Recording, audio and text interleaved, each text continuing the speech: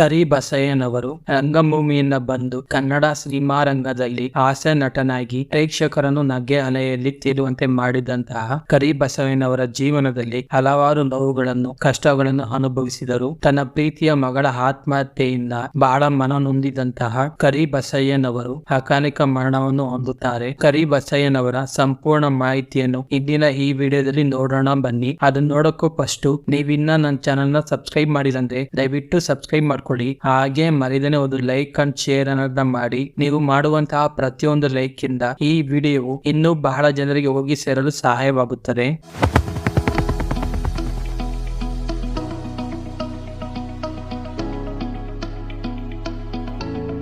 ಕರಿಬಸಯ್ಯನವರು 1959ರಲ್ಲಿ ಬೆಂಗಳೂರಿಗೆ ಸಮೀಪವಿರುವಂತಹ ನೆಲಮಂಗಲದ ಕೊಟ್ಟಿಗೆಹಳ್ಳಿ ಎಂಬ ಗ್ರಾಮದಲ್ಲಿ ಜನಿಸುತ್ತಾರೆ. ಕರಿಬಸವಯ್ಯನವರು ತಮ್ಮ ಕುಟುಂಬದವರಿಂದ ಬಾಲ್ಯದಲ್ಲಿ ಹರಿಕತೆ, ಕಂಸಾಳೆ, ಡೊಳ್ಳು ಕುಣಿತಗಳನ್ನು ಕಲಿತು ಅದರಲ್ಲಿ ಪರಿಣಿತಿಯನ್ನು ಹೊಂದುತ್ತಾರೆ. ಕರಿಬಸವಯ್ಯನವರು ತಮ್ಮ ಆರಂಭಿಕ ಶಿಕ್ಷಣವನ್ನು ಮುಗಿಸಿದ ನಂತರ ಕರಿಬಸಯ್ಯನವರಿಗೆ ನಾಟಕದ ಬಗ್ಗೆ ಒಲವು ಮೂಡುತ್ತದೆ. ನಾಟಕಗಳಲ್ಲಿ ಸಣ್ಣ ಪುಟ್ಟ ಪಾತ್ರಗಳನ್ನು ಮಾಡುವುದಕ್ಕೆ ಶುರು ಮಾಡುತ್ತಾರೆ. ಇದೇ ಸಮಯದಲ್ಲಿ ತಮ್ಮ ಮಾವನ ಮಗಳಾದಂತಹ ಶೋಭರನ್ನು ಮದುವೆಯಾಗುತ್ತಾರೆ. ನಂತರ ಕರಿಬಸಯ್ಯನವರು ಕೆಲವು ವರ್ಷಗಳ ಕಾಲ ಶೇಷಾದ್ರಿಪುರಂನ ಕಾಲೇಜಿನಲ್ಲಿ ಲ್ಯಾಬ್ ಅಸಿಸ್ಟೆಂಟ್ ಆಗಿ ಕೆಲಸ ಮಾಡುತ್ತಾರೆ. ಕೆಲ ಕಾರಣಾಂತರಗಳಿಂದ ಕರಿಬಸಯ್ಯನವರು ಆ ಕೆಲಸದಿಂದ ಹೊರಬರುತ್ತಾರೆ. ಹೀಗೆ ಕೆಲಸವನ್ನು ಬಿಟ್ಟು ಹೊರಬಂದ ನಂತರ ಕರಿಬಸಯ್ಯನವರು ಬಹಳ ಕಷ್ಟಪಡುತ್ತಾರೆ. ತಮ್ಮ ಮನೆಯ ಬಾಡಿಗೆಯನ್ನು ಕಟ್ಟುವುದಕ್ಕೂ ಸಹ ಬಹಳ ಕಷ್ಟವಾಗುತ್ತದೆ. ಆ ಸಮಯದಲ್ಲಿ ಕರಿಬಸಯ್ಯನವರ ಹೆಂಡತಿಯು ಗಾರ್ಮೆಂಟ್ ಕೆಲಸಕ್ಕೆ ಹೋಗಿ ಗಾರ್ಮೆಂಟ್ ಕೆಲಸದಿಂದ ಬಂದಂತಹ ಸಂಬಳದಿಂದ ಕರಿಬಸಯ್ಯನವರು ತಮ್ಮ ಕುಟುಂಬವನ್ನು ಸಾಗಿಸುತ್ತಾರೆ. ಹೀಗಿರುವಾಗ ಒಮ್ಮೆ ನಾಗತಿಹಳ್ಳಿ ಚಂದ್ರಶೇಖರ್ ಅವರು ಕರಿಬಸಯ್ಯವರನ್ನು ಒಂದು ನಾಟಕದಲ್ಲಿ ನೋಡುತ್ತಾರೆ. ಕರಿಬಸವಯ್ಯನವರ ನಟನೆಯನ್ನು ನೋಡಿ ಬಹಳ ಖುಷಿ ಪಟ್ಟಂತಹ ನಾಗತಿ ಚಂದ್ರಶೇಖರ್ ಅವರು ತಮ್ಮ ಉಂಡು ಹೋದ ಕೊಂಡು ಹೋದ ಎಂಬ ಚಿತ್ರದಲ್ಲಿ ಒಂದು ಪ್ರಮುಖ ಪಾತ್ರವನ್ನು ಕೊಡುತ್ತಾರೆ. ಆ ಪಾತ್ರವು ಕನ್ನಡ ಪ್ರೇಕ್ಷಕರ ಮನೆ ಸೆಳೆಯುತ್ತದೆ. ನಂತರ ಕರಿಬಸಯ್ಯನವರು ಕನ್ನಡದಲ್ಲಿ ಹಲವಾರು ಚಿತ್ರಗಳಲ್ಲಿ ಹಾಸ್ಯ ನಟನಾಗಿ ಅಭಿನಯಿಸುತ್ತಾರೆ. ಕರಿಬಸಯ್ಯನವರಿಗೆ ಕೊಟ್ರೇಶಿ ಕನಸು ಎಂಬ ಚಿತ್ರಕ್ಕೆ ರಾಜ್ಯ ಪ್ರಶಸ್ತಿಯು ಸಹ ದೊರಕುತ್ತದೆ. ಕರಿಬಸಯ್ಯ ಹಾಗೂ ಉಮಾಶ್ರೀ ಅವರ ಹಾಸ್ಯ ಜರಿಯು ಕನ್ನಡ ಪ್ರೇಕ್ಷಕರನ್ನು ನಗುವಿನ ಅಲೆಯಲ್ಲಿ ತೇಲುವಂತೆ ಮಾಡುತ್ತದೆ. ಹೀಗೆ ಕರಿಬಸವಯ್ಯನವರು ಯಶಸ್ಸಿನ ಉತ್ತುಂಗದಲ್ಲಿ ಇರುವಾಗ ಅವರ 2 ಹೆಣ್ಣು ಮಕ್ಕಳಲ್ಲಿ ಮೊದಲನೇ ಹೆಣ್ಣು ಮಗುವಾದಂತಹ ರಾಧಾ ಸೆಂಟ್ರಲ್ ಗವರ್ಮೆಂಟ್ ಎಂಪ್ಲಾಯ್ ಆಗಿರುತ್ತಾರೆ. ಅವರು ಮಹೇಶ್ ಎಂಬವರನ್ನು ಪ್ರೀತಿಸುತ್ತಿರುತ್ತಾರೆ. ಅಲ್ಲದೆ ಮಹೇಶ್ ಅವರನ್ನೇ ಮದುವೆಯಾಗುವುದೆಂದು ತನ್ನ ಪೋಷಕರ ಬಳಿ ಹೇಳುತ್ತಾರೆ. ಕರಿಬಸವಯ್ಯನವರಿಗೆ ಇದು ಸ್ವಲ್ಪವೂ ಸಹ ಇಷ್ಟ ಇರುವುದಿಲ್ಲ.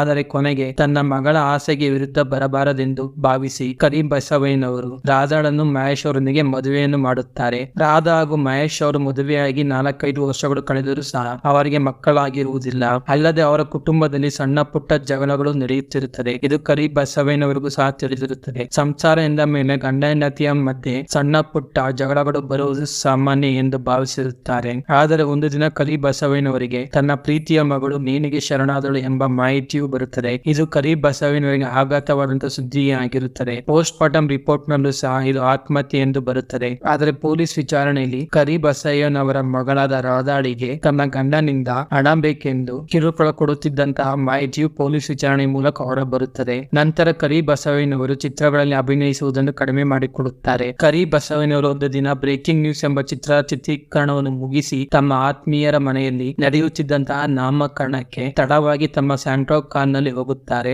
ನಂತರ ಅಂದಿನ ರಾತ್ರಿ ಅಲ್ಲೇ ಕಳೆದು ಬೆಳಗಿನ ಜಾವ 3 ಗಂಟೆ ಸಮಯಕ್ಕೆ ಅವರು ಬೆಂಗಳೂರಿನಲ್ಲಿ ಇದ್ದ ತಮ್ಮ ಮನೆಗೆ ಹಿಂತಿರುಗುತ್ತಾರೆ. ಹೀಗೆ ಬರುತ್ತಿರುವಾಗ ರಸ್ತೆಯು ಕತ್ತಲಾಗಿದ್ದ ಕಾರಣ ಕರಿಬಸಯ್ಯನವರಿಗೆ ಸರಿಯಾಗಿ ಕಾಣಿಸುವುದಿಲ್ಲ. ಕರಿಬಸಯ್ಯನವರ ಕಾರ್ ಅಪಘಾತಕ್ಕೆ ಸಿಲುಕುತ್ತದೆ. ನಂತರ ಬೆಳಗಿನ ಜಾವ 4-5 ಗಂಟೆ ಸಮಯಕ್ಕೆ ಸ್ಥಳೀಯ ಜನರು ಕಾರೊಂದು ಅಪಘಾತವಾಗಿರುವುದನ್ನು ನೋಡಿ ಕಾರಿನಲ್ಲಿದ್ದಂತಹ ಕರಿಬಸಯ್ಯನವರನ್ನು ಆಸ್ಪತ್ರೆಗೆ ದಾಖಲು ಮಾಡುತ್ತಾರೆ. ಆಸ್ಪತ್ರೆಗೆ ದಾಖಲಾದಂತಹ ಕರಿಬಸಯ್ಯನವರಿಗೆ 3-4 ದಿನಗಳ ಚಿಕಿತ್ಸೆ ಕೊಟ್ಟರು ಸಹ ಚಿಕಿತ್ಸೆ ಫಲಿಸದೆ ಕರಿಬಸಯ್ಯನವರು ಫೆಬ್ರವರಿ 3, 2012ರಲ್ಲಿ ನಿಧನರಾಗುತ್ತಾರೆ. ಈ ಮಾಹಿತಿ ನಿಮ್ಮೆಲ್ಲರಿಗೂ ಇಷ್ಟವಾಗಿದೆ ಅನ್ಕೊಂತೀನಿ. ಮಾರಿದ ನನ್ನ ಚಾನಲ್ ಲೈಕ್ ಮಾಡಿ, ಶೇರ್ ಮಾಡಿ, ಹಾಗೆ ಸಬ್ಸ್ಕ್ರೈಬ್ ಮಾಡ್ಕೊಡಿ. ನಿಮ್ಮ ಅನಿಸಿಕೆಗಳನ್ನ ಕಮೆಂಟ್ ನಲ್ಲಿ ತಿಳಿಸಿ. Thank you.